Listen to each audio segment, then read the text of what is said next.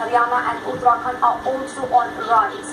In Assam, 18 lakh people in the 24 districts of the state are affected by the floods. Around 2,480 villages have been inundated. The rains there have led to the rise in water levels and 14 rivers and their tributaries. However, water has also receded in some areas. The centre has assured of all possible help to flood in Assam. A high-level team led by Minister of State for Home Affairs Kiran Rijiju had yesterday visited Assam to take stock of the situation. The minister also held meetings with the officials and reviewed damage to floods and the relief work that's underway. The minister will today visit Itanagar to review the flood situation. मैं असम के दौरे में था। असम के मुख्यमंत्री से लगातार 3 बार मैं संपर्क में रहा और उनके जो सीनियर मिनिस्टर्स, एमएलए और ऑफिसर्स है, जो कमिश्नर वगैरह सब मेरे साथ में थे।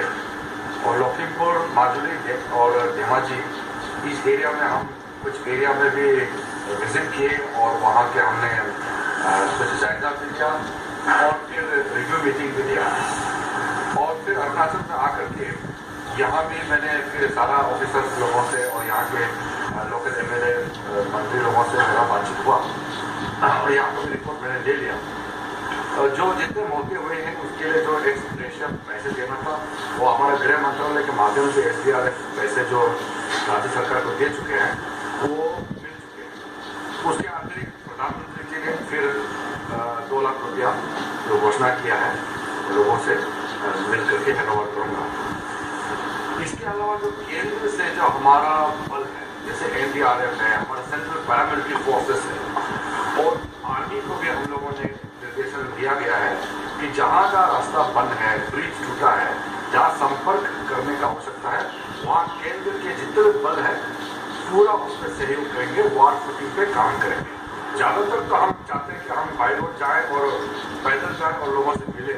कोशिश ये रहेगा कि जितने ज़्यादा हो सके हम लोगों से मिले और उनका सहूलियत के लिए जो काम कर सकते हैं, उनका जो इमीडिएट रिलीफ है वो पहुंचना चाहिए।